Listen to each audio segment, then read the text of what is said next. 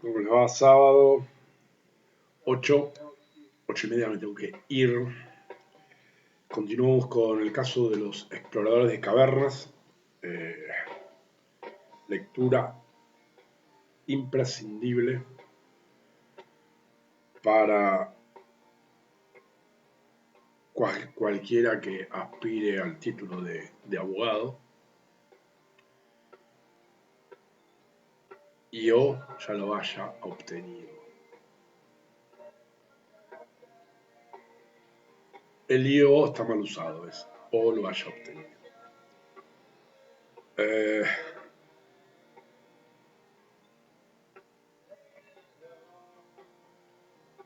Todos los que están viendo este video se van a recibir. ¿Sí? Se van a recibir. Así que acá les tiro herramientas. Bien. Habíamos dicho que ahora viene el voto del ministro Foster. Bien. Me choca que el presidente de la Corte, en un esfuerzo por eludir los graves inconvenientes de este trágico caso, haya adoptado propuesto a sus colegas una solución a la vez tan sórdida y tan obvia. Creo que en este caso está en juicio algo más que el destino de estos infortunados exploradores. Está en juicio el derecho de nuestro Commonwealth. Alice in Chains, Unplugged, MTV, de fondo. Me gusta. Si esta corte llega a declarar que de acuerdo con nuestro derecho estos hombres han cometido un crimen, entonces nuestro derecho mismo resultará condenado ante el tribunal del sentido común, cualquiera sea la suerte final de los individuos implicados en este recurso de apelación, pues nuestra afirmación de que el derecho que como jueces sostenemos y enunciamos no arrastra una conclusión que nos avergüenza y de la que solo podemos librarnos apelando a excepciones diferidas al capricho personal del Poder Ejecutivo. Equivale, pienso, a la admisión de que el orden jurídico de este Commonwealth no pretende ya realizar la justicia. Anoten sentido común y vincúlenlo con el juicio por jurados. Personalmente no creo que nuestro derecho haga necesaria la monstruosa conclusión de que estos hombres son asesinos. En el alegato de clausura al jurado, no le hablé de autor de homicidio, etc. Que mi asistido no es autor de homicidio. Le dije, el señor tal no es un asesino. ¿Sí?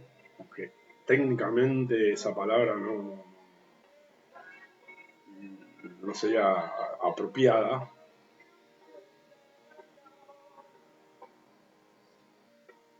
el jurado entiende lo que les quiero decir. Creo, por el contrario, que lo declara inocentes de todo crimen. Apoyo esta conclusión en dos fundamentos, independientes que bastan, cualquiera de ellos, para justificar la absolución de los acusados. El primero de estos fundamentos se basa en una premisa que puede despertar oposición si no es analizada sin perjuicio.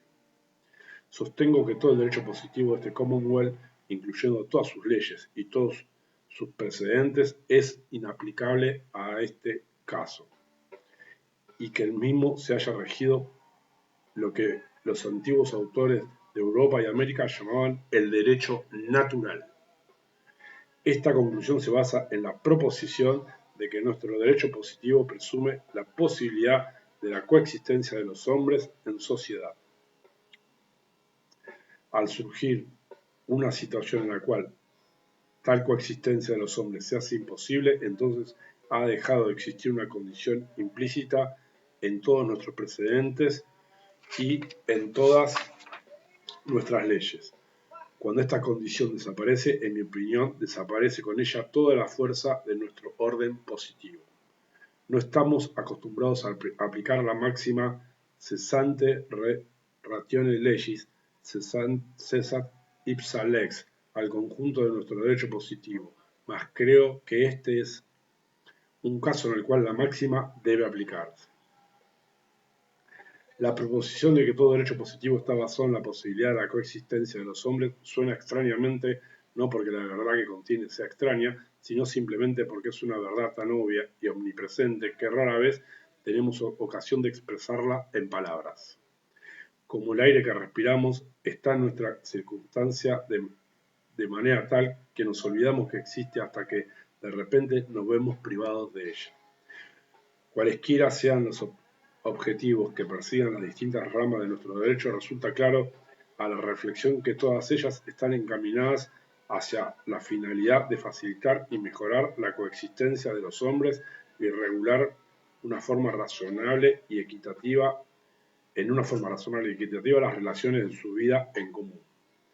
Cuando la posición de que los hombres pueden vivir en común deja de ser verdadera, como obviamente sucedió en esta extraordinaria situación en que la conservación de la vida solo se hizo posible quitando otra, entonces las premisas básicas subyacentes a todo nuestro orden jurídico pierden su sentido y su fuerza.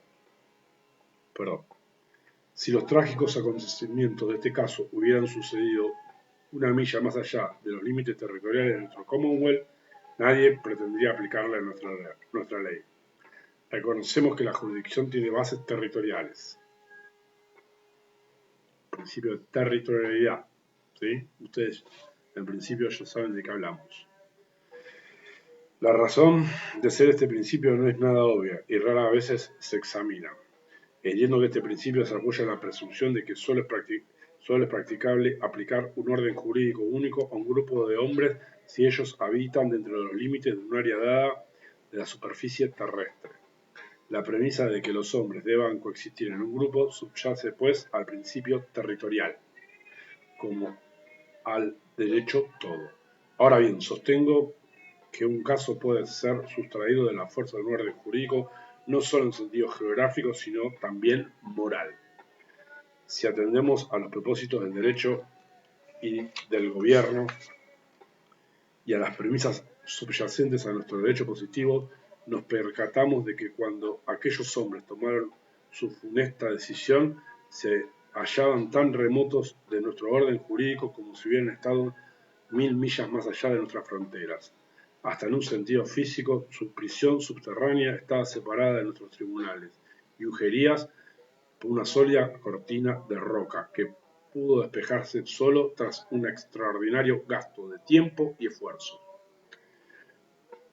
Llego por ello a la conclusión de que en el momento en que Roger Wetmore perdió su vida a manos de estos acusados, todos ellos, para usar el arcaico lenguaje de los autores del siglo XIX, se encontraban no en un estado de sociedad civil, sino en un estado de naturaleza.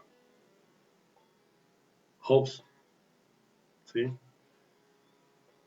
¿Les suena? Tal cosa tiene como consecuencia que el derecho a ellos aplicable no es el derecho sancionado y establecido por el Commonwealth, sino el que deriva de aquellos principios adecuados a su condición. No vacilo en decir que bajo aquellos principios no son culpables de crimen alguno. Lo que aquellos hombres hicieron fue hecho en cumplimiento de un contrato aceptado por todos ellos y originariamente propuesto por el propio Whitmore. Desde que era obvio que su inusitada situación hizo inaplicables los principios usuales que regulan las conductas entre los hombres, se vieron en la necesidad de trazar, como quien dice, una nueva carta de gobierno, apropiada a las circunstancias en que se hallaban. Ya desde antiguo se ha reconocido que el principio último de toda ley o gobierno debe buscarse en la noción de un contrato o convenio. Pensadores antiguos, especialmente el periodo que va desde 1600 a 1900, solían fundamentar el gobierno mismo en un supuesto contrato social. Locke, ¿puede ser?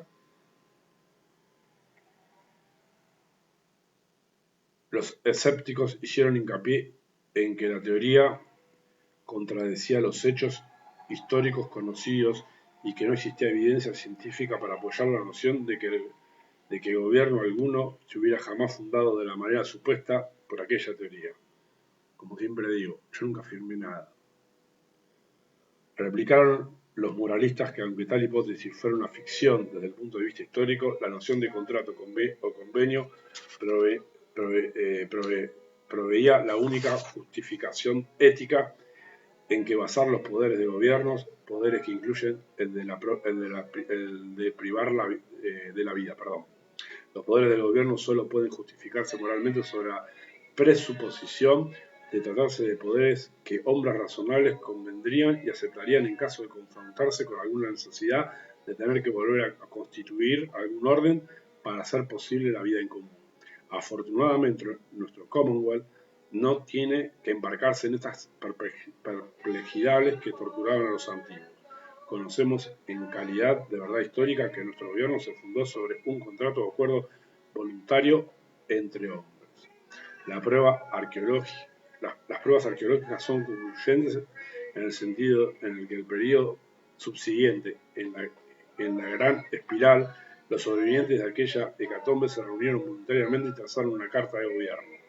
Autores sofistas han planteado la cuestión acerca del poder de aquellos remotos contratantes de obligar a generaciones futuras, pero sigue siendo un hecho que nuestro gobierno desciende en línea ininterrumpida de aquella carta originaria. Sí, pues vuestros verdugos tienen el poder de poner fin a la vida de los hombres, si nuestros oficiales de justicia tienen el poder de lanzar a inquilinos morosos, si nuestros agentes de policía tienen el poder de arrastrar a ebrios escandalosos, tales poderes hallan su justificación moral en el convenio originario de nuestros antepasados. Si nosotros no podemos encontrar fuente más elevada para nuestro orden jurídico, ¿qué fuente más elevada era de esperar que hallaran aquellos hambrientos infortunados para el orden que ellos mismos adoptaron? Estoy convencido de que esta línea de argumentación que acabo de exponer no admite refutación racional alguna. Advierto que posiblemente será recibida con cierta inquietud por parte de muchos que lean esta opinión, pues se inclinarían a sospechar que algún sofisma debe ocultarse tras una demostración que lleva a tantas conclusiones poco familiares. El origen de esta inquietud es, sin embargo, fácil de identificar. Las condiciones usuales de la existencia humana nos inclinan a ver en la vida de los hombres un valor absoluto, que bajo ninguna condición ha de sacrificarse. Hay mucho de ficticio en esta concepción, aun cuando se aplique a las relaciones ordinarias de la sociedad. Tenemos un ejemplo de ello en el mismísimo caso que nos ocupa. 10 obreros murieron en el proceso de despejar la roca de la apertura de la caverna. ¿Acaso no sabían los ingenieros y los funcionarios públicos que dirigieron los esfuerzos de rescate que las operaciones adoptadas eran peligrosas e involucraron un serio riesgo para la vida de los operarios que la ejecutaban? Sí. Fue justo, pues, que aquellas 10 vidas se sacrificaran para salvar la vida de 5 exploradores atrapados. ¿A qué título entonces se nos dice que estuvo mal que aquellos exploradores llevaran adelante un convenio que salvaría 4 vidas a costa de una sola? Cualquier camino, cualquier túnel, cualquier edificio que proyectemos involucra un riesgo para la vida humana. Tomemos estos proyectos en conjunto,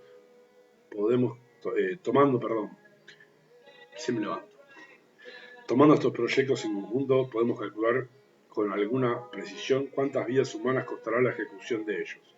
Las estadísticas pueden informarnos acerca del costo medio en vidas humanas de cada 1000 millas de carretera de nuestras manos. Y no obstante, deliberada y conscientemente asumimos y pagamos ese costo, sobre la base de la suposición de que aquellos valores creados para los que sobrevivían compensan la pérdida. Si tales cosas pueden afirmarse en una sociedad que funciona sobre la superficie de la Tierra de una manera normal y ordinaria, ¿qué diremos del supuesto valor absoluto de la vida humana en situaciones en situación desesperada en que se hallaban estos acusados y su compañero Whitmore. Con esto concluye la exposición del primer fundamento de mi voto. Y acá un corte a los 15 minutos.